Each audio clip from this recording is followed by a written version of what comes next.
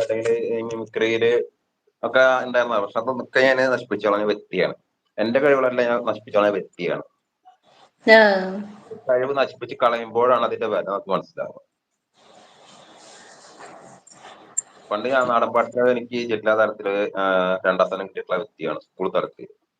ആഹ് അങ്ങനെ അങ്ങനെ കുറെ ഇതിലൊക്കെ പ്രൈസ് ഒക്കെ മേടിച്ചിട്ടുള്ള പഠിക്കുന്ന കാലം. പിന്നെ ഞാൻ അതെല്ലാം ഉപേക്ഷിച്ച വ്യക്തിയാണ് ഞാൻ.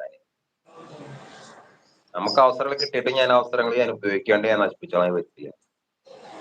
ആഹ് അപ്പൊ നമുക്ക് അതുകൊണ്ട് പിന്നെ ആ ക്ലാസ് ഒരു കാര്യം നമ്മളിപ്പോ ഒന്നിനും ഞാനിപ്പോ എന്താണ് റിസ്ക് എടുക്കാറില്ല. ഞാൻ ചുമ്മാ തമാശക്ക് പാടും.